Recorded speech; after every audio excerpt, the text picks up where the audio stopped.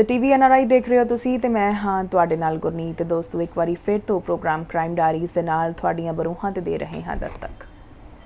किसी ने बड़ा सोहना लिखा है कि कांच का बर्तन मिट्टी का घर टूट गया तो क्या, तुमसे हर एक रिश्ता नाता टूट गया तो क्या, घर की चार दीवारी ढाए सितम जो कई हज़ार, बाहर वाला घर की इज्जत लूट गया तो क्या। दोस्तों कई वारी सानू पता नहीं हुंदा साडे जहन दे या साडे घर दे बहुत नज़दीकी रिश्ते साडे नाल इस किस्म दियां गेम्स प्ले कर लेंदे ने कि इंसान दे दिलो दिमाग दे विच दूर दूर तक कोई इस तरह दा आइडिया नहीं हुंदा। सो इंसानी जिंदगी दे नाल किस तरह खेडदे ने उस दे अपने रिश्ते कुछ इसी तरह दी बयान करदी अज दी साडी क्राइम स्टोरी। और तुहानू दस दईए हमेशा की तरह अज भी साडा साथ दे रहे हैं मिस्टर मनबीर सिंह खैरा, जो काफ़ी रिसर्च तो बाद इन्हां स्टोरीज़ दे नाल साडे नाल जुड़दे ने और उन्हां स्टोरीज़ रिगार्डिंग वक्-वक् एजेंसियां तो जांच भी इन्हां प्रति इन्हां वल्लों कीती जांदी है और जो अपने आप दे विच एक बहुत वड्डी गल है। और इस सारी रिसर्च के पिछे साडा एक निक्का जिहा मंतव, एक निक्की जिही कोशिश महज ये हुंदी है कि असी तुहाडे तक वो सही जानकारी पहुँचा सकीए और तुहानू कुछ हद तक सतर्क कर सकीए तां जो हर पैर ते तुसी सतर्कता नू अपने नाल रखो और किसी भी तरह के क्राइम केस तो या किसी भी तरह के क्राइम तो जड़ा है अपने आप नू बचा सको। एक बारी स्वागत करते हाँ खैरा साहब दा प्रोग्राम दे विच। खैरा साहब बहुत बहुत स्वागत है। ਧੰਨਵਾਦ ਗੁਰਨੀਤ ਜੀ। ਦ ਟੀਵੀ NRI ਵੇਖ ਰਹੇ ਸਾਰੇ ਦਰਸ਼ਕਾਂ ਨੂੰ ਮੇਰੇ ਵੱਲੋਂ ਸਤਿ ਸ਼੍ਰੀ ਅਕਾਲ ਜੀ। ਅੱਜ ਦੇ ਪ੍ਰੋਗਰਾਮ ਵਿਚਲੀ ਜੋ ਕ੍ਰਾਈਮ ਸਟੋਰੀ ਅਸੀਂ ਡਿਸਕਸ ਕਰਨ ਜਾ ਰਹੇ ਹਾਂ ਉਸ ਦਾ ਜ਼ਰਾ ਬੈਕਗ੍ਰਾਉਂਡ ਦੱਸੋ। ਗੁਰਨੀਤ ਜੀ ਜਿਹੜੀ ਅੱਜ ਅਸੀਂ ਸਟੋਰੀ ਡਿਸਕਸ ਕਰਨ ਜਾ ਰਹੇ ਹਾਂ ਇਹ ਇੱਕ ਇਹੋ ਜਿਹੀ ਸਟੋਰੀ ਆ ਜਿਹੜੀ ਇਨਸਾਨੀ ਰਿਸ਼ਤਿਆਂ ਦੇ ਜਿਹੜੇ ਅਜੀਬ ਪਹਿਲੂ ਨੇ ਜੀ, ਜਿਹਦੇ ਵਿੱਚ ਲਾਲਚ, ਜਿਹਦੇ ਵਿੱਚ ਵਿਸ਼ਵਾਸਘਾਤ ਜੀ, ਜਿਹਦੇ ਵਿੱਚ ਇਨਸਾਨੀਅਤ ਨੂੰ ਸ਼ਰਮਸਾਰ ਕਰ ਦੇਣ ਵਾਲੀਆਂ ਇਹੋ ਜਿਹੀਆਂ ਹਰਕਤਾਂ ਜਿਹੜੀਆਂ ਇਨਸਾਨ ਦੀ ਸੋਚ ਤੋਂ ਵੀ ਪਰੇ ਆ ਔਰ ਇੱਕ ਇਨਸਾਨੀ ਰਿਸ਼ਤਿਆਂ ਦੇ ਉੱਤੋਂ ਜਿਹੜੇ ਖੂਨ ਦੇ ਰਿਸ਼ਤੇ ਆ ਉੱਥੋਂ ਇਨਸਾਨ ਦਾ ਇੱਕ ਫੇਥ ਹੀ ਉੱਠ ਜਾਣਾ ਜੀ, ਇੱਕ ਵਿਸ਼ਵਾਸ ਹੀ ਨਾ ਰਹਿ ਜਾਣਾ ਕਿ ਇਹ ਰਿਸ਼ਤੇ ਵੀ ਜਿਹੜੇ ਜਿਨ੍ਹਾਂ ਨੂੰ ਆਪਾਂ ਉਹ ਰਿਸ਼ਤੇ ਜਿਨ੍ਹਾਂ ਨੂੰ ਆਪਾਂ ਬਚਪਨ ਦੇ ਵਿੱਚ ਜਿਨ੍ਹਾਂ ਦੀਆਂ ਗੋਦੀ ਦਾ ਨਿੱਘ ਮਾਣਿਆ ਹੁੰਦਾ ਉਹਨਾਂ ਰਿਸ਼ਤਿਆਂ ਦੇ ਵਿੱਚ ਜਿਨ੍ਹਾਂ ਦੇ ਵਿੱਚ ਆਪਾਂ ਨੂੰ ਇੱਕ ਪ੍ਰੋਟੈਕਸ਼ਨ ਫੀਲ ਹੁੰਦੀ ਆ ਜੀ, ਉਹ ਰਿਸ਼ਤੇ ਜਿੱਥੇ ਆਪਾਂ ਨੂੰ ਇਹ ਮਹਿਸੂਸ ਹੁੰਦਾ ਕਿ ਅਸੀਂ ਇਹਨਾਂ ਰਿਸ਼ਤਿਆਂ ਦੇ ਵਿੱਚ ਅਸੀਂ ਸਿਕਿਉਰਡ ਹਾਂ। ਸਾਡੇ ਵਿੱਚ ਇੱਕ ਇਹੋ ਜਿਹੀ ਸਿਕਿਉਰਿਟੀ ਦੀ ਭਾਵਨਾ ਉਹਨਾਂ ਰਿਸ਼ਤਿਆਂ ਦੇ ਨਾਲ ਆਉਂਦੀ ਆ ਕਿ ਅਸੀਂ ਜੇ ਕੋਈ ਦੁੱਖ ਦਰਦ ਜਾਂ ਇਨਸਿਕਿਉਰਿਟੀ ਮਹਿਸੂਸ ਕਰੀਏ ਤੇ ਆਪਾਂ ਨੂੰ ਹੁੰਦਾ ਕਿ ਇਹਨਾਂ ਰਿਸ਼ਤਿਆਂ ਦੇ ਖੰਭਾਂ ਦੇ ਥੱਲੇ ਅਸੀਂ ਜਾ ਕੇ ਜੇ ਲੁਕ ਜਾਈਏ ਤੇ ਸਾਡੇ ਜਿਹੜੇ ਦੁੱਖ ਦਰਦ ਆ ਜਾਂ ਸਾਡੇ ਨਾਲ ਤਣਾਅ ਜਿਹੜੇ ਨੇ ਉਹ ਖਤਮ ਹੋ ਸਕਦੇ ਆ, ਸਾਰੇ ਤਣਾਅ ਜਿਹੜੇ ਆ ਖਤਮ ਹੋ ਸਕਦੇ ਆ। ਪਰ ਜਦੋਂ ਉਹ ਰਿਸ਼ਤੇ ਹੀ ਤੁਹਾਡੇ ਜੜ੍ਹਾਂ ਵੱਢਣ ਤੇ ਆ ਜਾਣ, ਜਿਨ੍ਹਾਂ ਰਿਸ਼ਤਿਆਂ ਦੇ ਉੱਤੇ ਤੁਹਾਨੂੰ ਮਾਣ ਹੋਵੇ, ਜਿਨ੍ਹਾਂ ਰਿਸ਼ਤਿਆਂ ਦੀ ਇੱਕ ਆਵਾਜ਼ ਦੇ ਉੱਤੇ ਤੁਸੀਂ ਇੰਨਾ ਕੁ ਵਿਸ਼ਵਾਸ ਕਰੋ ਕਿ ਉਸ ਵਿਸ਼ਵਾਸ ਦੇ ਤਹਿਤ ਤੁਸੀਂ ਕਿਸੇ ਵੀ ਹੱਦ ਤੱਕ ਚਲੇ ਜਾਓ, ਪਰ ਜਦੋਂ ਉਹ ਰਿਸ਼ਤੇ ਹੀ ਤੁਹਾਡੀ ਹੋਂਦ ਨੂੰ ਖਤਮ ਕਰਨ ਤੇ ਆ ਜਾਣ, ਜਦੋਂ ਉਹ ਰਿਸ਼ਤੇ ਕੁਝ ਚੰਦ ਸਿੱਕਿਆਂ ਦੀ ਖਾਤਰ ਤੁਹਾਨੂੰ ਵੇਚ ਦੇਣ, ਆਪਣਾ ਈਮਾਨ ਗਹਿਣੇ ਪਾ ਦੇਣ, ਤੇ ਉਦੋਂ ਇਨਸਾਨ ਦੇ ਉੱਤੇ ਕੀ ਬੀਤਦੀ ਆ ਮਾਨਸਿਕ ਤੌਰ ਤੇ ਜੋ ਬੀਤਣੀ ਆ, ਜੋ ਉਹਦੇ ਫਿਜ਼ੀਕਲੀ ਉਹਨੂੰ ਸਫ਼ਰ ਕਰਨਾ ਪੈਂਦਾ, ਇਹ ਇੱਕ ਉਸ ਸਫ਼ਰ ਦੀ ਦਾਸਤਾਨ ਆ ਜੀ। ਇਹ ਸਫ਼ਰ ਮੁੰਬਈ ਤੋਂ ਸ਼ੁਰੂ ਹੁੰਦਾ, ਕਤਰ ਜਾ ਕੇ ਇਹਦੇ 'ਚ ਇਸ ਸਫ਼ਰ 'ਚ ਇੱਕ ਠਹਿਰਾਅ ਆਉਂਦਾ ਜੀ ਔਰ ਕਤਰ ਤੋਂ ਇਹ ਵਾਪਸ ਜਰਨੀ ਜਿਹੜੀ ਆ ਸ਼ੁਰੂ ਹੋ ਕੇ ਵਾਪਸ ਮੁੰਬਈ ਤੇ ਆ ਕੇ ਰੁਕਦੀ ਆ ਜੀ।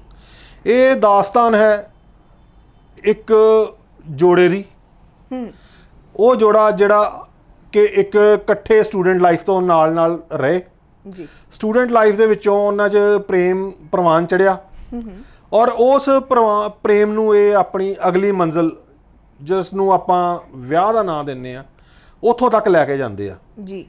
ਇੱਕ ਬੜੀ ਹੀ ਖੁਸ਼ੀ ਜ਼ਿੰਦਗੀ ਨੂੰ ਬਤੀਤ ਕਰ ਰਹੇ ਬੜੇ ਖੁਸ਼ਹਾਲ ਪਰਿਵਾਰਾਂ ਨਾਲ ਸੰਬੰਧਿਤ ਕਪਲ, ਇੱਕ ਬੜੀ ਹੀ ਜ਼ਹੀਨ ਤੇ ਜੈਂਟਲ ਲੜਕੀ ਔਨਿਬਾ ਸ਼ਰੀਕ ਜੀ। ਔਨਿਬਾ ਤੇ ਉਸ ਦੇ ਨਾਲ ਉਸ ਦਾ ਇੱਕ ਜਿਹੜਾ ਪ੍ਰੇਮੀ ਤੋਂ ਬਣਿਆ ਪਤੀ ਜੀ ਮੁਹੰਮਦ ਸ਼ਰੀਕ। ਇਹ ਇੱਕ ਕਪਲ ਦੀ ਦਾਸਤਾਨ ਸ਼ੁਰੂ ਹੁੰਦੀ ਆ ਮੁੰਬਈ ਦੇ ਇੱਕ ਕਾਲਜ ਤੋਂ। ਉਸ ਕਾਲਜ ਦੇ ਵਿੱਚ ਇਹ ਦੋਨੋਂ ਔਨਿਬਾ ਅਤੇ ਮੁਹੰਮਦ ਸ਼ਰੀਕ ਆਪਸ 'ਚ ਕਲਾਸਮੇਟ ਹੁੰਦੇ, ਇਕੱਠੇ ਇੱਕ ਪੜ੍ਹਦਿਆਂ ਆਪਸ 'ਚ ਇਹਨਾਂ ਨਜ਼ਦੀਕੀਆਂ ਵੱਧਦੀਆਂ ਆ। ਉਹ ਨਜ਼ਦੀਕੀਆਂ ਜਿਹੜੀਆਂ ਪਿਆਰ ਦੇ ਵਿੱਚ ਤਬਦੀਲ ਹੁੰਦੀਆਂ, ਪਿਆਰ ਜਿਹੜਾ ਵਿਆਹ 'ਚ ਤਬਦੀਲ ਹੁੰਦਾ। ਵਿਆਹ ਤੋਂ ਬਾਅਦ ਇਹ ਆਪਣੀ ਜ਼ਿੰਦਗੀ ਇਕੱਠੀ ਗੁਜ਼ਾਰਨੀ ਸ਼ੁਰੂ ਕਰ ਦਿੰਦੇ ਆ ਔਰ ਦੋਨੋਂ ਹੀ ਬੜੇ ਰੱਜੇ ਪੁੱਜੇ ਪਰਿਵਾਰਾਂ ਨਾਲ ਸੰਬੰਧਿਤ ਆ, ਕਿਸੇ ਚੀਜ਼ ਦੀ ਕਮੀ ਨਹੀਂ ਆ। ਔਰ ਸ਼ਰੀਕ ਵੀ ਆਪਣੀ ਪੜ੍ਹਾਈ ਪੂਰੀ ਕਰਨ ਤੋਂ ਬਾਅਦ ਇੱਕ ਬੜੀ ਰਿਪਿਊਟਡ ਮਲਟੀਨੈਸ਼ਨਲ ਕੰਪਨੀ ਦੇ ਵਿੱਚ ਇੱਕ ਬਹੁਤ ਚੰਗੇ ਅਹੁਦੇ 'ਤੇ ਜੁਆਇਨ ਕਰ ਲੈਂਦਾ ਜੀ, ਕਿਸੇ ਚੀਜ਼ ਦੀ ਕਮੀ ਪੇਸ਼ੀ ਨਹੀਂ ਰਹਿੰਦੀ। ਔਨਿਬਾ ਵੀ ਆਪਣੀ ਪੜ੍ਹਾਈ ਕਰਨ ਤੋਂ ਬਾਅਦ ਆਪਣਾ ਜਿਹੜਾ ਪੂਰਾ ਧਿਆਨ ਆ ਆਪਣੇ ਪਰਿਵਾਰ ਨੂੰ ਸਮਰਪਿਤ ਕਰਨ ਲਈ, ਆਪਣੀ ਆਉਣ ਵਾਲੀ ਜ਼ਿੰਦਗੀ ਨੂੰ ਖੁਸ਼ਹਾਲ ਬਣਾਉਣ ਲਈ ਇੱਕ ਚੰਗੀ ਜਿਹੜੀ ਹਾਊਸ ਵਾਈਫ ਆ ਉਹਦਾ ਰੋਲ ਪਲੇ ਕਰਨ ਲਈ ਤਿਆਰੀ ਕਰਦੀ ਹੈ। ਔਰ ਉਹਨਾਂ ਦਾ ਜਿਹੜਾ ਇਸ ਸਫ਼ਰ ਦਾ ਆਗਾਜ਼ ਹੁੰਦਾ, ਸਫ਼ਰ ਅੱਗੇ ਚੱਲਦਾ ਰਹਿੰਦਾ।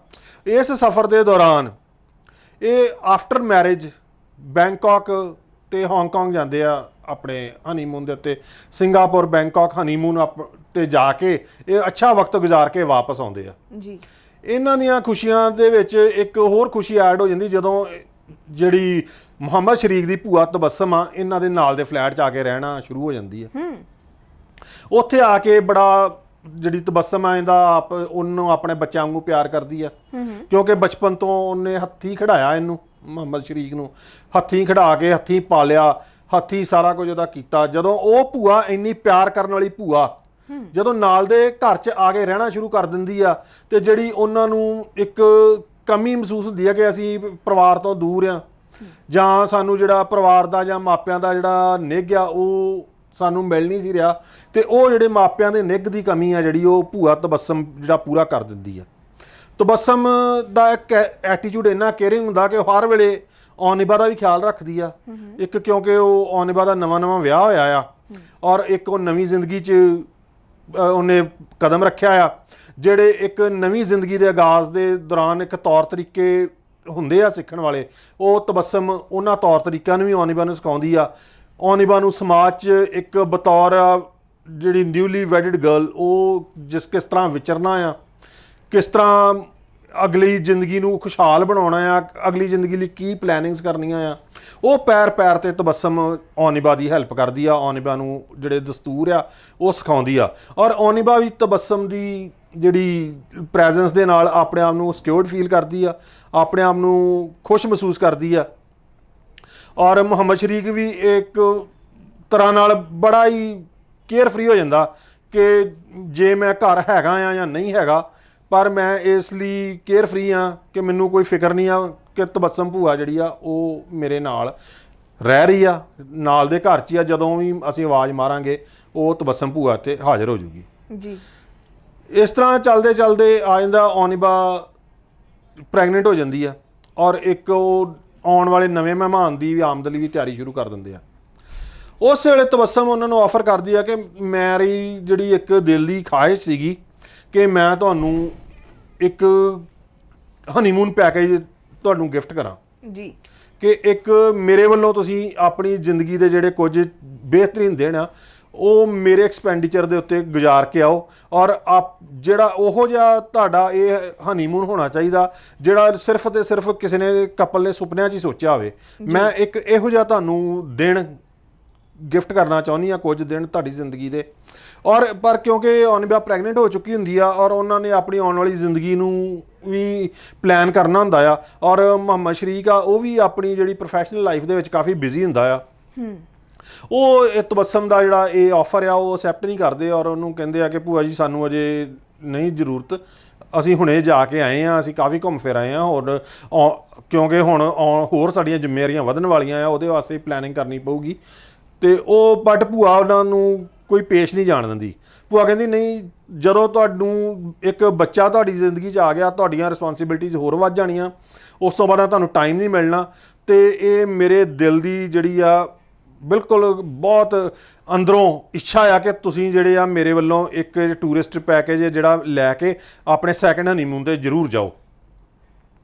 ਤੇ ਇਹਦੇ ਲਈ ਮੈਂ ਤੁਹਾਡੇ ਲਈ ਜਿਹੜਾ ਸਾਰਾ ਇੰਤਜ਼ਾਮ ਕੀਤਾ ਆ, ਹੁਣ ਮੈਂ ਇਸ ਤੋਂ ਬਾਅਦ ਕੋਈ ਗੱਲ ਨਹੀਂ ਸੁਣੂਗੀ। ਜਿਹੜਾ ਮੈਂ ਤੁਹਾਨੂੰ ਇਹ ਦੇਤਾ ਟਿਕਟਸ ਤੁਹਾਡੀਆਂ ਬੁੱਕ ਆ, ਤੁਹਾਡਾ ਹੋਟਲ ਵੀ ਬੁੱਕ ਆ, ਤੁਹਾਡੇ ਲਈ ਹਰ ਚੀਜ਼ ਅਰੇਂਜ ਕੀਤੀ ਗਈ ਔਰ ਤੁਹਾਨੂੰ ਇਹ ਜਾਣਾ ਹੀ ਪਊਗਾ।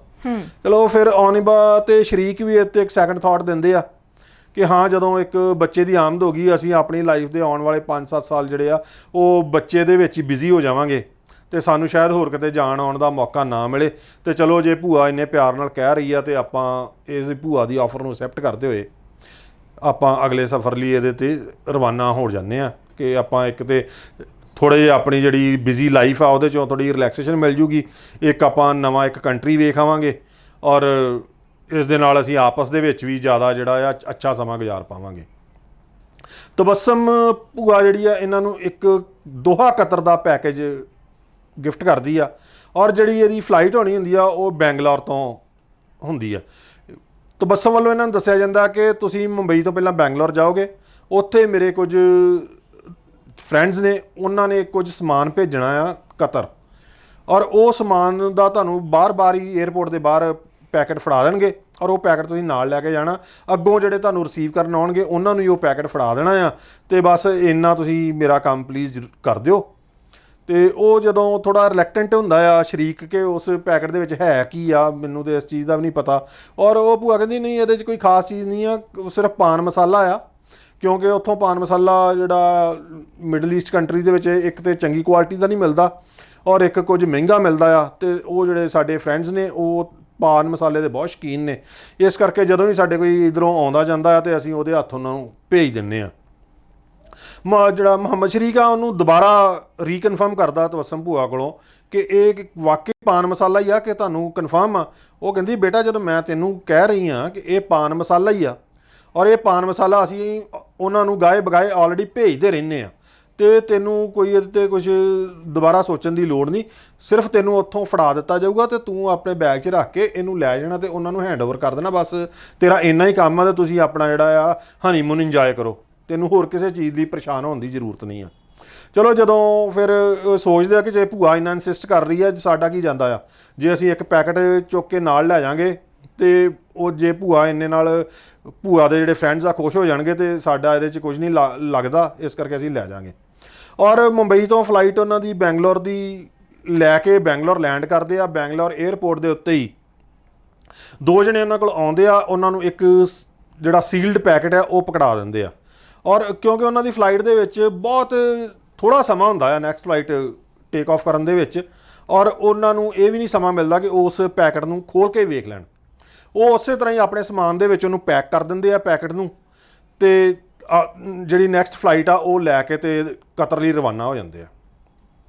ਕਤਰ ਦਾ ਸਫ਼ਰ ਜਿਹੜਾ ਕੁਝ ਘੰਟਿਆਂ ਦਾ ਸਫ਼ਰ ਸੀਗਾ, ਕੁਝ ਘੰਟੇ ਜਿਹੜਾ ਏਅਰ ਟਰੈਵਲ ਤੋਂ ਬਾਅਦ ਉਹ ਹਮਾਦ ਇੰਟਰਨੈਸ਼ਨਲ ਏਅਰਪੋਰਟ 'ਤੇ ਜਾ ਕੇ ਲੈਂਡ ਕਰਦੇ ਆ ਔਰ ਬੜੇ ਖੁਸ਼ ਹੁੰਦੇ ਆ ਕਿ ਅਸੀਂ ਇੱਕ ਨਵੀਂ ਕੰਟਰੀ 'ਚ ਆਏ ਆ, ਆਪਣੇ ਜਿਹੜੇ ਆ ਸਾਡੇ ਰੋਜ਼ਮਰਾ ਦੇ ਦੀਨ ਦੁਨੀਆ ਦੇ ਝੰਜਟ ਆ ਉਹਨਾਂ ਤੋਂ ਦੂਰ ਆ ਗਏ ਆ, ਕੁਝ ਦਿਨ ਇੱਕ ਦੂਜੇ ਦੀ ਜਿਹੜੀ ਕੰਪਨੀ ਦੇ ਵਿੱਚ ਰਿਲੈਕਸ ਕਰਾਂਗੇ, ਇੰਜੋਏ ਕਰਾਂਗੇ ਔਰ ਨਵੀਆਂ ਚੀਜ਼ਾਂ ਵੇਖਾਂਗੇ।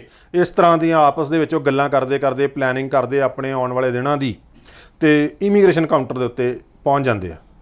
ਇਮੀਗ੍ਰੇਸ਼ਨ ਕਾਊਂਟਰ 'ਤੇ ਜਦੋਂ ਉਹ ਲਾਈਨ 'ਚ ਲੱਗਦੇ ਆ ਔਰ ਖੜੇ ਆਉਂਦਿਆਂ ਜਦੋਂ ਉਹਨਾਂ ਦੀ ਵਾਰੀ ਆਉਂਦੀ ਆ, ਪਹਿਲਾਂ ਮੁਹੰਮਦ ਸ਼ਰੀਕ ਵੱਲ ਨੂੰ ਇਮੀਗ੍ਰੇਸ਼ਨ ਆਫਿਸਰ ਨਜ਼ਰਾਂ ਚੁੱਕ ਕੇ ਵੇਖਦਾ ਔਰ ਉਹਦਾ ਪਾਸਪੋਰਟ ਵੇਖ ਕੇ ਬੜੀ ਗਹਿਰਾਈ ਨਾਲ ਉਸਦੇ ਪਾਸਪੋਰਟ ਤੋਂ ਵੱਲ ਵੇਖਦਾ ਔਰ ਉਹਦਾ ਪਾਸਪੋਰਟ ਚੁੱਕ ਕੇ ਸਾਈਡ 'ਤੇ ਰੱਖ ਲੈਂਦਾ ਔਰ ਉਹਨੂੰ ਕਹਿੰਦਾ ਕਿ ਮਿਸਟਰ ਸ਼ਰੀਕ ਤੁਸੀਂ ਥੋੜ੍ਹੀ ਦੇਰ ਵੇਟ ਕਰੋ ਜੀ। ਔਰ ਉਹਦੇ ਨਾਲ ਹੀ ਆਨਿਬਾ ਦਾ ਵੀ ਪਾਸਪੋਰਟ ਲੈ ਕੇ ਉਸੇ ਤਰ੍ਹਾਂ ਵੇਖ ਕੇ ਉਹਦਾ ਵੀ ਰੱਖ ਲੈਂਦਾ ਨਾਲ ਔਰ ਉਹਨਾਂ ਨੂੰ ਕਹਿੰਦਾ ਕਿ ਤੁਸੀਂ ਪਲੀਜ਼ ਦੋਨੋਂ ਹੀ ਵੇਟ ਕਰੋ, ਥੋੜ੍ਹੀ ਦੇਰ ਤੁਹਾਨੂੰ ਵੇਟ ਕਰਨਾ ਪਊਗਾ, ਉਸ ਤੋਂ ਬਾਅਦ ਤੁਹਾਡੇ ਨਾਲ ਅੱਗੋਂ। ਔਰ ਸ਼ਰੀਕ ਕਿਉਂਕਿ ਕਾਫੀ ਜ਼ਿਆਦਾ ਇੰਟਰਨੈਸ਼ਨਲ ਟਰੈਵਲ ਕਰਦਾ ਰਹਿੰਦਾ ਆ, ਉਹਨੂੰ ਪਤਾ ਹੁੰਦਾ ਕਿ ਇਹ ਜਿਹੜਾ ਇਮੀਗ੍ਰੇਸ਼ਨ ਆਫਿਸਰ ਦਾ ਵਤੀਰਾ ਇਹ ਕੋਈ ਨਾਰਮਲ ਵਤੀਰਾ ਨਹੀਂ ਗਾ, ਇਹਦੇ 'ਚ ਕੁਝ ਨਾ ਕੁਝ ਹੈਗਾ, ਸਸਪੀਸ਼ੀਅਸ ਆ, ਫਿਸ਼ੀ ਆ ਕੁਝ ਨਾ ਕੁਝ। ਔਰ ਉਹ ਵੇਖ ਕੇ ਤੇ ਉਹਦੇ ਅੰਦਰ ਵੀ ਕੁਝ ਨਾ ਕੁਝ ਡਾਊਟ ਆਉਂਦਾ ਕਿ ਮੈਂ ਤਾਂ ਇੰਨਾ ਇਹ ਟਰੈਵਲ ਕੀਤਾ, ਮੇਰਾ ਪਾਸਪੋਰਟ ਜੈਨੂਅਨ ਆ, ਮੇਰੀ ਟਿਕਟ ਜੈਨੂਅਨ ਆ, ਮੇਰਾ ਵੀਜ਼ਾ ਜੈਨੂਅਨ ਆ, ਤੇ ਪਰ ਫਿਰ ਕਿਉਂ ਮੈਨੂੰ ਇਹਨੇ ਇਮੀਗ੍ਰੇਸ਼ਨ ਆਫਿਸਰ ਨੇ ਸਾਈਡ 'ਤੇ ਖੜਾ ਕਰ ਦਿੱਤਾ। ਚਲੋ ਕੁਝ ਵੇਟ ਕਰਦੇ ਰਹਿੰਦੇ ਆ, ਸਮਾਂ ਗੁਜ਼ਰਦਾ ਜਾਂਦਾ, ਕਰਦੇ 2 ਘੰਟੇ ਗੁਜ਼ਰ ਜਾਂਦੇ ਆ। ਇਮੀਗ੍ਰੇਸ਼ਨ ਆਫਿਸਰ ਉਹਨੂੰ ਕੁਛ ਵੀ ਨਹੀਂ ਬੁਲਾਉਂਦਾ ਦੁਬਾਰਾ ਨਾ, ਉੱਥੇ ਉਹ ਖੜੇ ਰਹਿੰਦੇ ਆ। ਇਨ ਦਾ ਮੇਨ ਟਾਈਮ ਕਸਟਮ ਆਫਿਸਰ ਉੱਥੇ ਪਹੁੰਚਦੇ ਇਮੀਗ੍ਰੇਸ਼ਨ ਕਾਊਂਟਰ ਦੇ ਉੱਤੇ ਜੀ। ਉਹ ਉਹਨਾਂ ਦਾ ਨਾਂ ਲੈ ਕੇ ਦੋਵਾਂ ਨੂੰ ਬੁਲਾਉਂਦੇ ਆ ਔਰ ਜਦੋਂ ਉਹ ਦੱਸਦੇ ਕਿ ਹਾਂਜੀ ਮੈਂ ਮੁਹੰਮਦ ਸ਼ਰੀਕ ਹਾਂ, ਇਹ ਆਨਿਬਾ ਕੁਰੈਸ਼ੀ ਆ, ਔਰ ਉਹਨਾਂ ਨੂੰ ਲੈ ਕੇ ਕਸਟਮ ਆਫਿਸਰ ਤੇ ਇਮੀਗ੍ਰੇਸ਼ਨ ਆਫਿਸਰ ਜਿੱਥੇ ਸਮਾਨ ਦੀ ਬੈਲਟ ਚੱਲ ਰਹੀ ਹੁੰਦੀ ਆ ਉੱਥੇ ਪਹੁੰਚਦੇ ਆ। ਉੱਥੇ ਉਹਨਾਂ ਕੋਲ ਉਹਨਾਂ ਦੇ ਜਿਹੜੇ ਬੈਗੇਜ ਆ ਉਹ ਆਇਡੈਂਟੀਫਾਈ ਕਰਾਉਂਦੇ ਆ ਉਹ ਆਪਣੇ ਬੈਗੇਜ ਜਿਹੜੇ ਆਇਡੈਂਟੀਫਾਈ ਕਰਦੇ ਆ, ਉਹਨਾਂ ਦੱਸਦੇ ਕਿ ਕੀ ਇਹ ਜਿਹੜਾ ਬੈਗ ਆ ਤੁਹਾਡਾ ਹੀ ਆ। ਉਹ ਦੱਸਦਾ ਵੀ ਹਾਂਜੀ ਇਹ ਬੈਗ ਸਾਡਾ ਹੀ ਆ। ਉਹਨਾਂ ਕਿ ਇਹਦੇ ਵਿੱਚ ਕੀ ਆ? ਉਹ ਕਹਿੰਦੇ ਵੀ ਇਹਦੇ 'ਚ ਸਾਡੇ ਕੱਪੜੇ ਆ, ਸਾਡੀਆਂ ਰੋਜ਼ਮਰਾ ਦੀਆਂ ਜ਼ਰੂਰਤ ਦੀਆਂ ਚੀਜ਼ਾਂ, ਹੋਰ ਉਸ ਤੋਂ ਅਲੱਗਾ ਕੋਈ ਚੀਜ਼ ਨਹੀਂ। ਉਹ ਕਹਿੰਦਾ ਕਿ ਆਰ ਯੂ ਸ਼ੋਰ ਕਿ ਇਹਦੇ 'ਚ ਹੋਰ ਕੋਈ ਚੀਜ਼ ਨਹੀਂ ਆ? ਕਹਿੰਦਾ ਨਹੀਂ, ਹੋਰ ਕੋਈ ਚੀਜ਼ ਨਹੀਂ। ਕਹਿੰਦਾ ਖੋਲ੍ਹੋ ਇਹਨੂੰ। ਉਹ ਜਦੋਂ ਖੋਲ੍ਹਦਾ ਆ, ਖਲਵਾ ਕੇ ਵੇਖਦਾ ਆ, ਅਤੇ ਉਹਦੇ ਵਿੱਚੋਂ ਜਿਹੜਾ ਉਹ ਬਾਕਸ ਜਿਹੜਾ ਉਹਨਾਂ ਨੂੰ ਬੈਂਗਲੋਰ ਏਅਰਪੋਰਟ ਦੇ ਹੈਂਡਓਵਰ ਕੀਤਾ ਸੀਗਾ ਉੱਥੇ ਉਹਨਾਂ ਦੇ ਫਰੈਂਡ ਨੂੰ ਦੇਣ ਲਈ, ਉਹ ਬਾਕਸ ਵਿੱਚੋਂ ਬਾਹਰ ਨਿਕਲਦਾ ਜੀ। ਉਸ ਬਾਕਸ ਬਾਰੇ ਪੁੱਛਦਾ ਕਿ ਇਹ ਬਾਕਸ ਕੀ ਆ? ਉਹ ਕਹਿੰਦਾ ਇਹ ਤਾਂ ਪਾਨ ਮਸਾਲਾ ਆ, ਮੈਂ ਆਪਣੇ ਕੁਝ ਫਰੈਂਡ ਨੂੰ ਦੇਣ ਲਈ ਇੱਥੇ ਲੈ ਕੇ ਆਇਆ ਸੀ। ਕਹਿੰਦਾ ਕਿ ਪਾਨ ਮਸਾਲਾ ਜਾਂ ਕਿਸ ਕਿਸਮ ਦਾ ਪਾਨ ਮਸਾਲਾ ਆ? ਉਹਨੂੰ ਕਹਿੰਦਾ ਕਿ ਸਾਨੂੰ ਖੋਲ੍ਹ ਕੇ ਵਿਖਾ।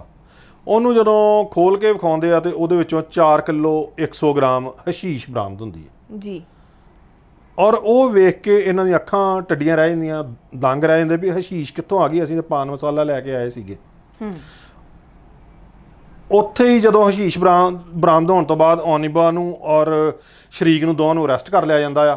ਦੋਵਾਂ ਨੂੰ ਇੱਕ ਦੂਜੇ ਤੋਂ ਅਲੱਗ-ਅਲੱਗ ਕਰ ਦਿੱਤਾ ਜਾਂਦਾ, ਅਤੇ ਇਹ ਦੋਵਾਂ ਨੂੰ ਇੱਕ ਦੂਜੇ ਦੀ ਖਬਰ ਨਹੀਂ ਹੁੰਦੀ ਵੀ ਕੌਣ ਕਿੱਥੇ ਆ ਜੀ। ਸ਼ਰੀਕ ਨੂੰ ਇੱਕ ਇੰਟੈਰੋਗੇਸ਼ਨ ਸੈਂਟਰ 'ਚ ਲੈ ਜਾਂਦੇ ਆ, ਔਨਿਬਾ ਨੂੰ ਦੂਜੇ ਇੰਟੈਰੋਗੇਸ਼ਨ ਸੈਂਟਰ 'ਚ ਲੈ ਕੇ ਜਾਂਦੇ ਆ। ਦੋਵੇਂ ਇੱਕੋ ਸਟੇਟਮੈਂਟ ਦਿੰਦੇ ਆ ਕਿ ਸਾਨੂੰ ਤੇ ਸਾਡੀ ਜਿਹੜੀ ਭੂਆ ਆ ਉਹਨੇ ਪੈਕੇਜ ਜਿਹੜਾ ਆ ਸਾਨੂੰ ਗਿਫਟ ਕੀਤਾ ਸੀਗਾ, ਉਹਦੇ ਗਿਫਟ ਦੇ ਉੱਤੇ ਅਸੀਂ ਇੱਥੇ ਆਏ ਆ, ਔਰ ਸਾਡੀ ਭੂਆ ਨੇ ਸਾਨੂੰ ਕਿਹਾ ਸੀਗਾ ਕਿ ਇਹ ਜਿਹੜਾ ਆ ਸਾਡੇ ਫਰੈਂਡਸ ਨੂੰ ਤੁਸੀਂ ਹੈਂਡਓਵਰ ਕਰਨਾ। ਉਹਨਾਂ ਨੂੰ ਜੇਲ੍ਹ ਭੇਜ ਦਿੱਤਾ ਜਾਂਦਾ ਆ। ਔਨਿਬਾ ਪ੍ਰੈਗਨੈਂਟ ਹੁੰਦੀ ਆ, ਉਹਨੂੰ ਲੇਡੀਜ਼ ਵਾਲੀ ਜੇਲ੍ਹ 'ਚ ਭੇਜ ਦਿੱਤਾ ਜਾਂਦਾ, ਸ਼ਰੀਕ ਨੂੰ ਦੂਜੀ ਜੇਲ੍ਹ 'ਚ ਭੇਜ ਦਿੱਤਾ ਜਾਂਦਾ, ਮੇਲ ਦੀ ਜੇਲ੍ਹ 'ਚ। ਔਰ ਉੱਥੇ ਇਹ ਇੱਕ ਦੂਜੇ ਤੋਂ ਦੂਰ ਆਪਣੀ ਕਿਸਮਤ 'ਤੇ ਅਥਰੂ ਵਹਾਉਂਦੇ ਦੋਵੇਂ ਆਪਣੇ ਦਿਨ ਕੱਟਣੇ ਜੇਲ੍ਹ ਦੇ ਵਿੱਚ ਸ਼ੁਰੂ ਕਰ ਦਿੰਦੇ ਆ। ਇਹਨਾਂ ਦਾ ਕੋਰਟ 'ਚ ਕੇਸ ਸ਼ੁਰੂ ਹੋ ਜਾਂਦਾ।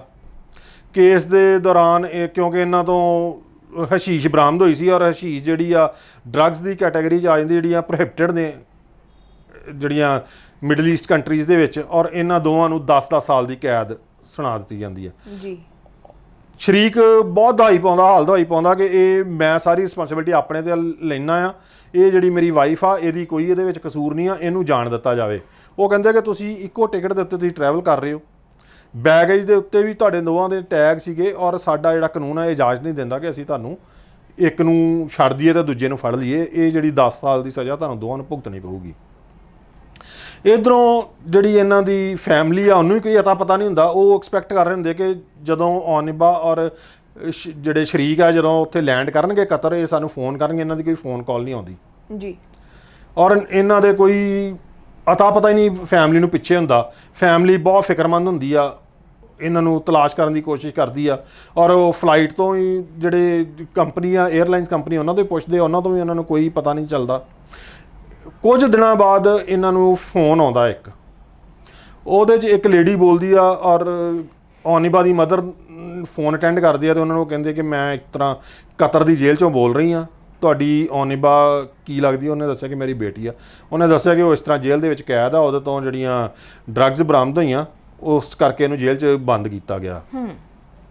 ਉਹ ਵੀ ਹੈਰਾਨ ਪਰੇਸ਼ਾਨ ਹੋ ਜਾਂਦੇ ਕਿ ਡਰੱਗਸ ਦਾ ਵਿੱਚ ਇਹਨਾਂ ਨਾਲ ਕੀ ਲੈਣ ਦੇਣ, ਕਿ ਇਹ ਬੜੇ ਸ਼ਰੀਫ ਬੱਚੇ ਆ, ਆਪਣੀ ਇਹਨਾਂ ਨੇ ਨਵੀਂ ਜ਼ਿੰਦਗੀ ਦਾ ਆਗਾਜ਼ ਕੀਤਾ ਆ, ਅਤੇ ਇਹਨਾਂ ਦਾ ਤਾਂ ਡਰੱਗਸ ਨਾਲ ਕੋਈ ਲੈਣ ਦੇਣ ਨਹੀਂ, ਇਹ ਡਰੱਗਸ ਕਿੱਧਰੋਂ ਆ ਗਈਆਂ ਵਿੱਚ। ਚਲੋ ਉਹ ਜਿਹੜੀਆਂ ਫੈਮਲੀਜ਼ ਆਪਣਾ ਜ਼ੋਰ ਲਾਉਣਾ ਸ਼ੁਰੂ ਕਰਦੀ ਆ, ਇੱਥੇ ਇੰਡੀਅਨ ਅਥਾਰਟੀਜ਼ ਨਾਲ ਕੰਟੈਕਟ ਕਰਦੇ ਆ, ਇੰਡੀਅਨ ਅਥਾਰਟੀਜ਼ ਨੂੰ ਉਹਨਾਂ ਦੇ ਬੇਕਸੂਰ ਹੋਣ ਬਾਰੇ ਦੱਸਦੇ ਆ, ਪਰ ਉਹ ਦੱਸਦੇ ਕਿ ਇਹ ਬੇਕਸੂਰ ਉਦੋਂ ਤੱਕ ਸਾਬਤ ਨਹੀਂ ਹੋ ਸਕਦੇ ਜੇ ਇਹਨਾਂ ਕੋਲ ਕੋਈ ਸਬੂਤ ਨਹੀਂ ਹੋਊਗਾ। ਉਸ ਤੋਂ ਬਾਅਦ ਇਹਨਾਂ ਦੀ ਔਨਿਬਾ ਨਾਲ ਗੱਲ ਹੁੰਦੀ ਆ। ਔਨਿਬਾ ਫੋਨ ਦੇ ਉੱਤੇ ਬਹੁਤ ਜ਼ੋਰ ਦੀ ਰੋਂਦੀ ਆ, ਔਰ ਇੱਕੋ ਹੀ ਗੱਲ ਬੋਲਦੀ ਆ ਕਿ ਤਬਸਮ ਭੂਆ ਨੇ ਧੋਖਾ ਕਰ ਦਿੱਤਾ। ਜਦੋਂ ਤਬਸਮ ਭੂਆ ਨੂੰ ਪੁੱਛਦੇ ਆ, ਤਬਸਮ ਭੂਆ ਵੀ ਕਿਸੇ ਵੀ ਜਾਣਕਾਰੀ ਹੋਣ ਤੋਂ ਇਨਕਾਰ ਕਰਦੀ ਆ। ਔਰ ਇਹਦੇ ਵਿੱਚ ਫਿਰ ਜਦੋਂ ਇਹ ਅਥਾਰਟੀਜ਼ ਨੂੰ ਕੰਟੈਕਟ ਕਰਦੇ ਆ, ਇੱਥੇ ਜਿਹੜੇ NCB ਦੇ ਡਾਇਰੈਕਟਰ ਨੇ ਰਕੇਸ਼ ਅਸਥਾਨਾ ਜੀ, ਉਹ ਇਹਨਾਂ ਲਈ ਰੱਬ ਦਾ ਰੂਪ ਲੈ ਕੇ ਬੋੜਦੇ ਆ। ਉਹ ਇਸ ਕੇਸ ਨੂੰ ਆਪਣੇ ਹੱਥ 'ਚ ਲੈਂਦੇ ਆ। ਸਾਰੀ ਗੱਲ ਸੁਣਨ ਤੋਂ ਬਾਅਦ ਉਹ ਇਹਨਾਂ ਦੀ ਮਦਦ ਕਰਨ ਦਾ ਭਰੋਸਾ ਦਿਵਾਉਂਦੇ ਆ ਜੀ।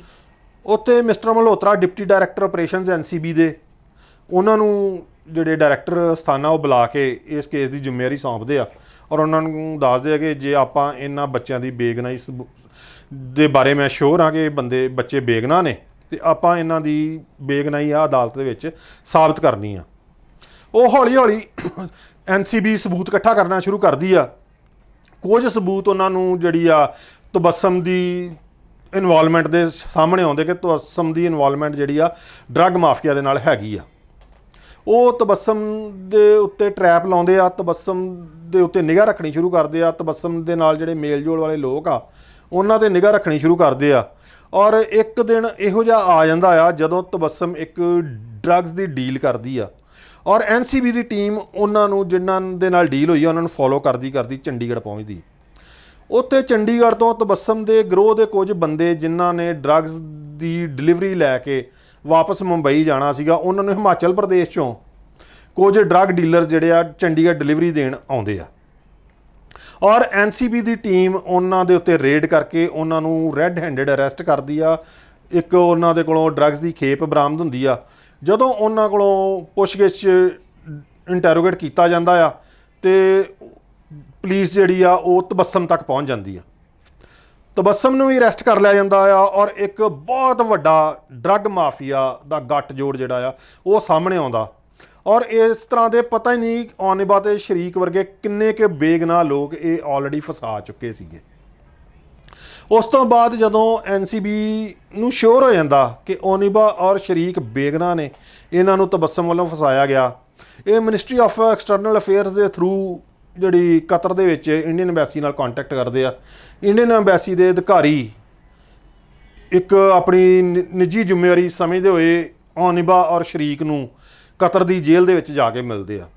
ਔਨਿਬਾ ਤੇ ਸ਼ਰੀਕ ਨਾਲ ਜਦੋਂ ਗੱਲਬਾਤ ਕਰਦੇ ਆ, ਔਨਿਬਾ ਤੇ ਸ਼ਰੀਕ ਦੋਵੇਂ ਤਬੱਸਮ ਵੱਲੋਂ ਜਿਹੜਾ ਇੱਕ ਟਰੈਪ ਲਾਇਆ ਗਿਆ ਸੀ, ਜਿਸ ਜਾਲ 'ਚ ਫਸਾਇਆ ਗਿਆ ਸੀ, ਉਸ ਜਾਲ ਦੇ ਬਾਰੇ ਜਿਹੜੇ ਐਮਬੈਸੀ ਦੇ ਅਧਿਕਾਰੀਆਂ ਨੂੰ ਡਿਟੇਲ ਵਿੱਚ ਦੱਸਦੇ ਆ ਔਰ ਉਹਦੇ 'ਚ ਇਹ ਵੀ ਦੱਸਿਆ ਜਾਂਦਾ ਕਿ ਜਿਹੜੀ ਮੇਰੀ ਤਬੱਸਮ ਨਾਲ ਗੱਲਬਾਤ ਹੋਈ ਆ ਫੋਨ ਦੇ ਉੱਤੇ, ਜਦੋਂ ਮੈਂ ਤਬੱਸਮ ਨੂੰ ਕਹਿੰਦਾ ਰਿਹਾ ਪੁੱਛਦਾ ਰਿਹਾ ਆ ਕਿ ਇਹ ਜਿਹੜਾ ਮੈਨੂੰ ਇਹਨਾਂ ਨੇ ਪੈਕਟ ਹੈਂਡਓਵਰ ਕਰਨਾ ਉਹਦੇ ਵਿੱਚ ਹੈ ਕੀ ਆ, ਔਰ ਤਬੱਸਮ ਮੈਨੂੰ ਇੰਸ਼ੋਰ ਕਰਦੀ ਰਹੀ ਆ ਕਿ ਇਹਦੇ ਵਿੱਚ ਪਾਨ ਮਸਾਲਾ ਆ।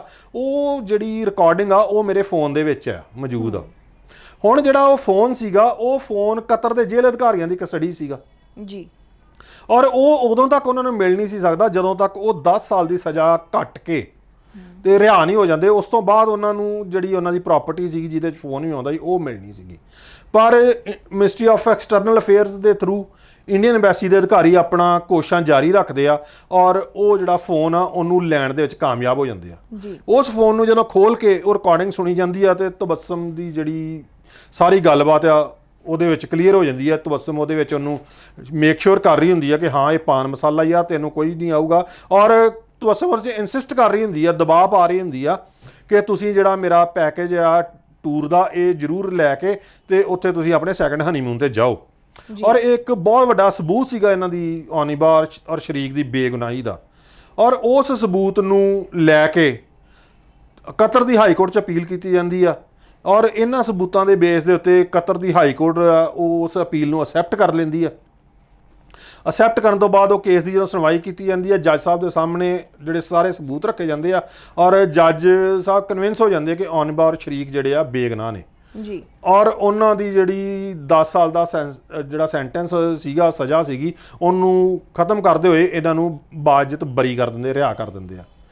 ਔਰ ਲਾਸਟ ਮੰਥ ਹੀ ਔਨਿਬਾ ਔਰ ਸ਼ਰੀਕ ਕਤਰ ਦੀ ਜੇਲ੍ਹ ਦੇ ਵਿੱਚੋਂ ਰਿਹਾ ਹੋ ਕੇ ਇੰਡੀਆ ਵਾਪਸ ਆਏ ਆ ਜੀ ਔਰ ਆ ਕੇ ਉਹਨਾਂ ਦੇ ਨਾਲ ਇੱਕ ਹੋਰ ਤਰਾਜ਼ ਦੀ ਕਿ ਉਹਨਾਂ ਦੇ ਨਾਲ ਉਹਨਾਂ ਦੀ ਇੱਕ ਬੱਚੀ ਵੀ ਸੀ ਜਿਸ ਨੂੰ ਔਨਿਬਾ ਨੇ ਜੇਲ੍ਹ ਦੇ ਵਿੱਚ ਜਨਮ ਦਿੱਤਾ ਜੀ। ਉਹ ਬੱਚੀ ਹੁਣ 2 ਸਾਲ ਦੀ ਹੋ ਚੁੱਕੀ ਹੈ ਜੀ ਔਰ ਉਹ ਬੱਚੀ ਨੂੰ ਮਾਂ-ਬਾਪ ਦਾ ਪਿਆਰ ਨਹੀਂ ਮਿਲਿਆ। ਉਸ ਬੱਚੀ ਦਾ ਕੋਈ ਕਸੂਰ ਹੀ ਨਹੀਂ ਸੀ, ਕੋਈ ਗੁਨਾਹ ਨਹੀਂ, ਉਹਨੂੰ ਬਿਲਕੁਲ ਬੇਗੁਨਾਹ ਹੋਣ ਦੀ ਸੂਰਤ ਦੇ ਵਿੱਚ ਵੀ 2 ਸਾਲ ਜੇਲ੍ਹ 'ਚ ਕੱਟਣੇ ਪਏ ਔਰ 8 ਮਹੀਨੇ ਇਹ ਆਪਣੀ ਬੱਚੀ ਦਾ ਚਿਹਰਾ ਹੀ ਨਹੀਂ ਸੀ ਵੇਖ ਸਕੇ ਜੀ ਕਿ ਉਸ ਕਾਨੂੰਨ ਦੇ ਮੁਤਾਬਕ। ਔਰ ਇੱਕ ਤਬੱਸਮ ਨੇ ਆਪਣੇ ਇੱਕ ਛੋਟੇ ਜਿਹੇ ਲਾਲਚ ਦੀ ਖਾਤਰ, ਕੁਝ ਪੈਸਿਆਂ ਦੇ ਲਾਲਚ ਦੀ ਖਾਤਰ ਕਿੰਨੀਆਂ ਮਾਸੂਮ ਜ਼ਿੰਦਗੀਆਂ ਤਬਾਹ ਕਰ ਦਿੱਤੀਆਂ ਔਰ ਇਹ ਕਹਿੰਦੇ ਕਿ ਇਹ ਕੋਈ ਕ੍ਰਿਸ਼ਮਾ ਹੀ ਹੋਇਆ ਜੀ। ਜਦੋਂ ਸ਼ਰੀਕ ਨੂੰ ਔਰ ਔਨਿਬਾ ਨੂੰ ਪੁੱਛਿਆ ਗਿਆ, ਉਹ ਕਹਿੰਦੇ ਕਿ ਸਾਨੂੰ ਕੋਈ ਆਸ ਨਹੀਂ ਸੀ ਕਿ ਅਸੀਂ ਜੇਲ੍ਹ ਤੋਂ ਬਾਹਰ ਵੀ ਆ ਸਕਦੇ, ਸਾਨੂੰ ਇਹ ਸੀਗਾ ਕਿ ਹੁਣ ਸਾਨੂੰ 10 ਸਾਲ ਜਿਹੜੇ ਆ ਕਤਰ ਦੀ ਜੇਲ੍ਹ ਵਿੱਚ ਹੀ ਕੱਟਣੇ ਪੈਣੇ ਆ ਔਰ ਅਸੀਂ ਪਤਾ ਨਹੀਂ ਆਪਣੀ ਬੱਚੀ ਨੂੰ ਮਿਲ ਪਾਵਾਂਗੇ ਜਾਂ ਨਹੀਂ ਮਿਲ ਪਾਵਾਂਗੇ, ਕਿਉਂਕਿ ਉੱਥੋਂ ਦੇ ਕਾਨੂੰਨ ਦੇ ਮੁਤਾਬਕ 2 ਸਾਲ ਬਾਅਦ ਉਸ ਬੱਚੀ ਨੂੰ ਉਹਨਾਂ ਨੇ ਆਰਫਨੇਜ ਦੇ ਵਿੱਚ ਭੇਜ ਦੇਣਾ ਸੀਗਾ। ਉਹ ਬੱਚੀ ਆਪਣੀ ਮਾਂ ਦੇ ਨਾਲ ਜੇਲ੍ਹ 'ਚ ਵੀ ਨਹੀਂ ਸੀ ਰਹਿ ਸਕਦੀ। ਔਰ ਇਹ ਜਿਹੜੇ ਡਰੱਗ ਮਾਫੀਆ ਆ, ਕਿੰਨੇ ਇੱਕ ਛੋਟੇ ਜਿਹੇ ਲਾਲਚ ਦੀ ਖਾਤਰ ਇਹਨਾਂ ਨੇ ਇਨਸਾਨੀ ਜ਼ਿੰਦਗੀਆਂ ਜਿਹੜੀਆਂ ਰੋਲ ਕੇ ਰੱਖ ਦਿੱਤੀਆਂ ਜੀ, ਇਨਸਾਨੀ ਜ਼ਿੰਦਗੀਆਂ ਨੂੰ ਖਤਮ ਕਰਤਾ ਔਰ ਇਹੋ ਜਿਹੇ ਪਤਾ ਨਹੀਂ ਕਿੰਨੇ ਲੋਕ ਨੇ ਜਿਹੜੇ ਬੇਗੁਨਾਹ ਹੋਣ ਦੇ ਬਾਵਜੂਦ ਜੇਲ੍ਹਾਂ ਦੇ ਵਿੱਚ ਇਹ ਸਜ਼ਾ ਕੱਟ ਰਹੇ ਆ, ਸਿਰਫ ਇਹਨਾਂ ਲਾਲਚੀ ਲੋਕਾਂ ਦੀ ਲਾਲਚ ਦੀ ਭੇਟ ਚੜ੍ਹ ਕੇ ਜੀ। ਸੋ ਸਾਨੂੰ ਇਹਨਾਂ ਲੋਕਾਂ ਇਹੋ ਜਿਹਿਆਂ ਤੋਂ ਸਾਵਧਾਨ ਰਹਿਣਾ ਚਾਹੀਦਾ।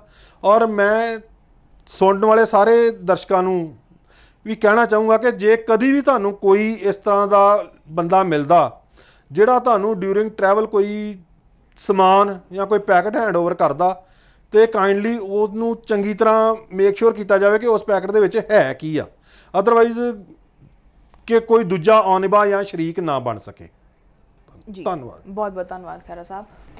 ਜੀ ਦੋਸਤੋ, ਅੱਜ ਦੇ ਪ੍ਰੋਗਰਾਮ ਕ੍ਰਾਈਮ ਡਾਇਰੀਜ਼ ਵਿਚਲੀ ਇਹ ਜੋ ਕਹਾਣੀ ਇਨਸਾਨੀ ਰਿਸ਼ਤਿਆਂ ਨੂੰ ਸ਼ਰਮਸ਼ਾਰ ਕਰਦੀ ਹੈ ਔਰ ਸਾਡਾ ਸਿਰ ਜਿਹੜਾ ਹੈ ਉਹ ਇੱਥੇ ਆ ਕੇ ਸ਼ਰਮ ਨਾਲ ਝੁਕ ਜਾਂਦਾ ਹੈ, ਬੜਾ ਹੀ ਦੁਖਦਾਈ ਹੁੰਦਾ ਹੈ ਕਿਸੇ ਪਿਤਾ ਦੇ ਵੱਲੋਂ ਇਸ ਕਿਸਮ ਦੀ ਚੀਜ਼ ਨੂੰ ਬਰਦਾਸ਼ਤ ਕਰਨਾ ਕਿ ਬਿਨਾਂ ਕਸੂਰ ਉਸ ਨੂੰ 10 ਸਾਲ ਦੀ ਕੈਦ ਸੁਣਾ ਦਿੱਤੀ ਜਾਂਦੀ ਹੈ ਔਰ ਇਸ ਤੋਂ ਬਾਅਦ ਉਸ ਦੇ ਬੱਚੇ ਦਾ ਜਨਮ ਜੋ ਹੈ ਉਹ ਜੇਲ੍ਹ ਵਿੱਚ ਹੀ ਹੁੰਦਾ ਹੈ ਔਰ 2 ਸਾਲ ਤੀਕ ਉਸ ਨੂੰ ਉਸ ਦੀ ਸ਼ਕਲ ਦੇਖਣੀ ਨਸੀਬ ਨਹੀਂ ਹੁੰਦੀ। ਕਿਸੇ ਹੀ ਪਿਤਾ ਵਾਸਤੇ ਇਹ ਦੁਖਦਾਈ ਹੁੰਦਾ ਹੈ ਆਪਣੇ ਬੱਚੇ ਦੀ ਪਲ ਪਲ ਦੀ ਗਰੋਥ ਨੂੰ ਨਾ ਵੇਖਣਾ ਵਾਚਣਾ ਔਰ ਚੰਦ ਪੈਸਿਆਂ ਦੇ ਲਾਲਚ ਦੇ ਵਿੱਚ ਜਦੋਂ ਰਿਸ਼ਤੇਦਾਰ ਸਾਡੇ ਨਾਲ ਕੁਝ ਇਸ ਕਿਸਮ ਦੇ ਚਾਲਾਂ ਖੇਡ ਲੈਂਦੇ ਨੇ ਔਰ ਜਿਨ੍ਹਾਂ ਕਰਕੇ ਰਿਸ਼ਤੇਦਾਰਾਂ ਨੂੰ ਬਹੁਤ ਸਮਾਂ ਜਿਹੜਾ ਉਹ ਭੁਗਤਣਾ ਪੈਂਦਾ, ਜੋ ਯਕੀਨਨ ਇਸ ਸਟੋਰੀ ਦੇ ਵਿੱਚ ਹੋਇਆ। ਔਰ ਇਸ ਸੱਚੀ ਘਟਨਾ ਤੇ ਆਧਾਰਿਤ ਸਟੋਰੀ ਉਮੀਦ ਕਰਦੇ ਹਾਂ ਕਿ ਤੁਸੀਂ ਸਾਰਿਆਂ ਨੇ ਪਸੰਦ ਜ਼ਰੂਰ ਕੀਤੀ ਹੋਏਗੀ। ਅਗਲੇ ਹਫਤੇ ਫਿਰ ਤੋਂ ਇੱਕ ਨਵੀਂ ਸਟੋਰੀ ਦੇ ਨਾਲ ਤੁਹਾਡੇ ਨਾਲ ਕਰਾਂਗੇ ਰਾਬਤਾ ਕਾਇਮ। ਤਦ ਤੱਕ ਲਈ ਮੈਨੂੰ ਯਾਨੀ ਗੁਰਨੀਤ ਨੂੰ ਦਿਓ ਇਜਾਜ਼ਤ। ਪ੍ਰੋਗਰਾਮ ਕ੍ਰਾਈਮ ਡਾਇਰੀਜ਼ ਨੂੰ ਇੱਥੇ ਹੀ ਖਤਮ ਕਰਨ ਦੀ। ਤੁਸੀਂ ਦੇਖਦੇ ਰਹੋ ਦ TV NRI। ਬਹੁਤ ਬਹੁਤ ਸ਼ੁਕਰੀਆ।